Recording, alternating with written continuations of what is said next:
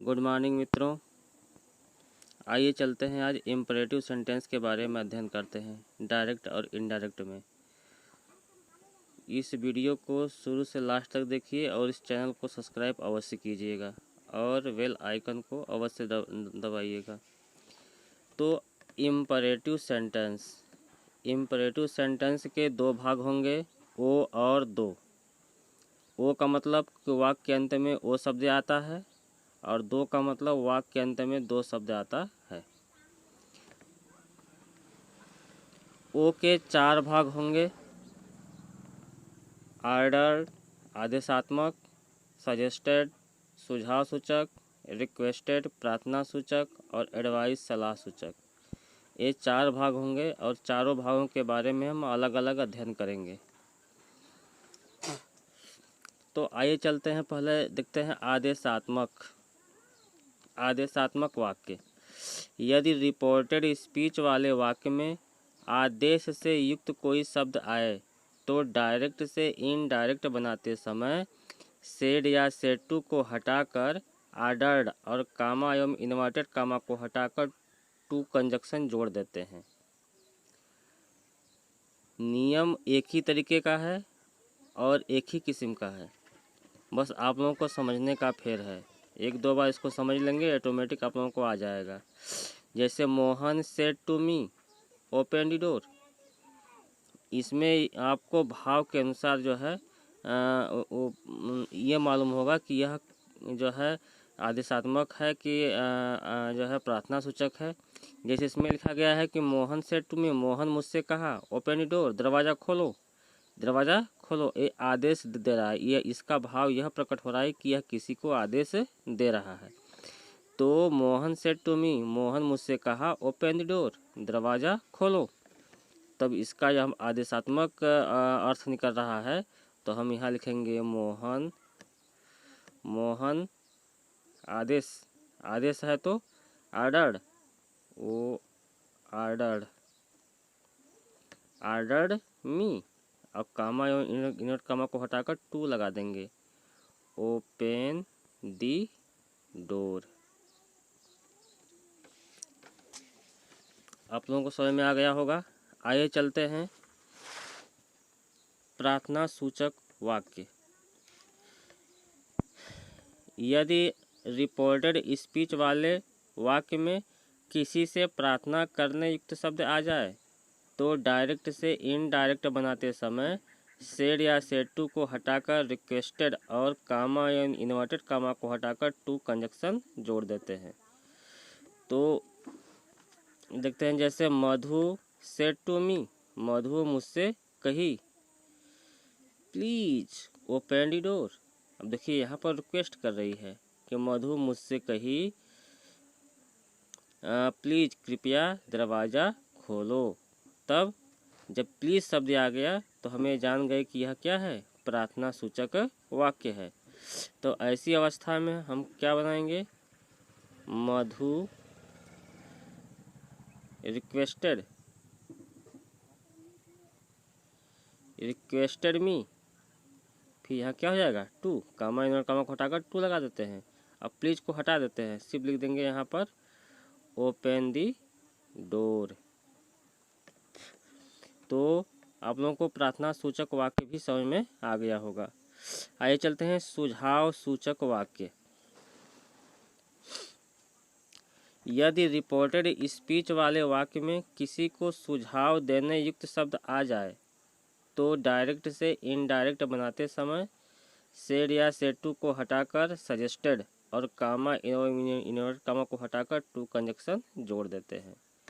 जैसे सन said to father, पुत्र पिता से कहा प्लाउ द फील्ड टाइमली, समय से खेत जोतो। इतना ध्यान दीजिएगा कि बड़ा व्यक्ति छोटे व्यक्ति को आदेश देता है, लेकिन छोटा व्यक्ति बड़े व्यक्ति को सुझाव देता है। इतना आप लोगों को ध्यान में रखना चाहिए। तो सन सेड टू फादर, तो यहाँ क्या हो जाएगा, सन सुझाव दे रहा है, इसलिए सजेस्टेड मी, फिर यहाँ पर लिख देंगे to plough the field, plough the field timely.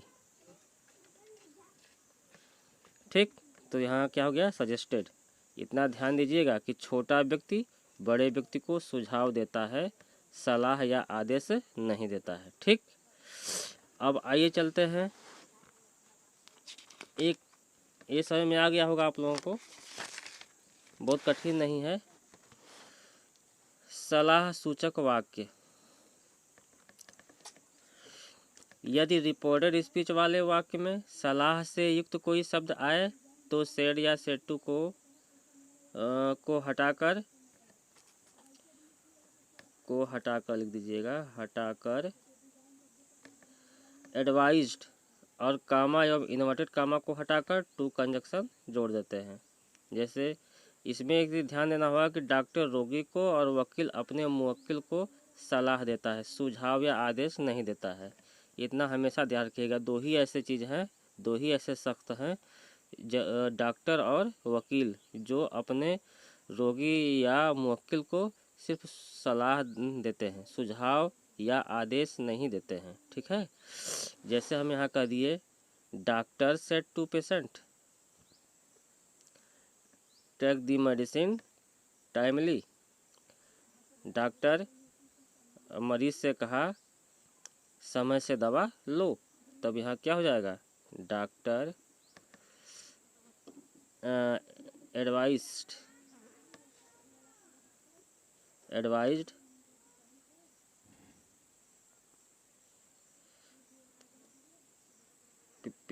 Patent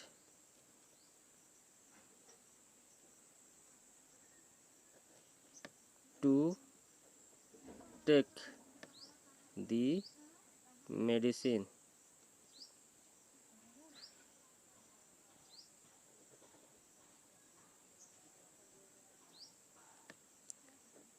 timely.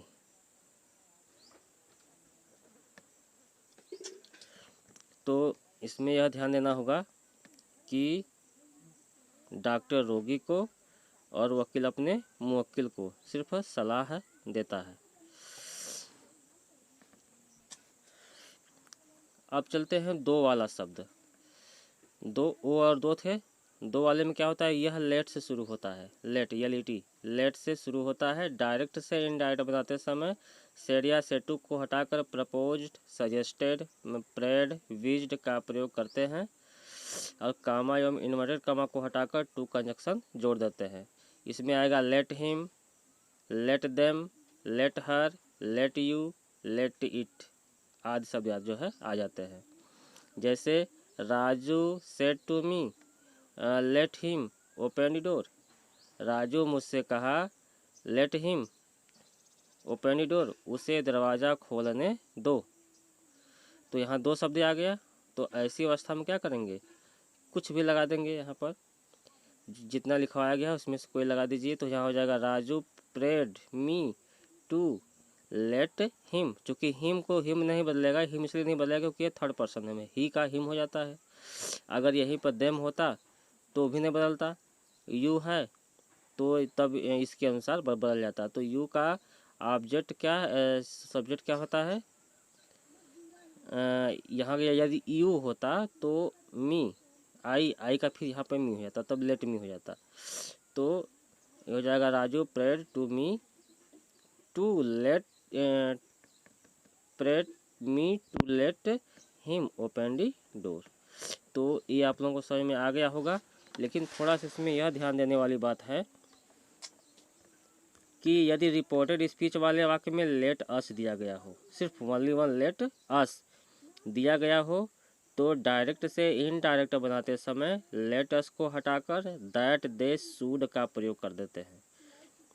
Late him, let them, let हर, ये सब अगर आते हैं तो कोई दिक्कत नहीं है, जैसा पीछे बताया गया वैसा बनेगा। लेकिन यदि लेट अस आ गया तो उसको हटाकर दैट दे शुड का प्रयोग कर देते हैं। जैसे सुधा सेड टू मी, सुधा मुझसे कही let us go to school. तो ऐसी अवस्था में क्या करेंगे, सुधा, यहाँ हो जाएगा प्रेड, कुछ लिख दीजिए,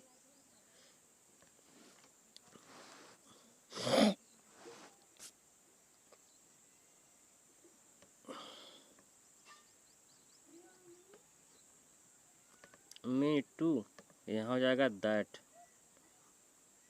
टू नहीं लगेगा यहाँ पर, सिर्फ दैट लगेगा, दैट दे शुड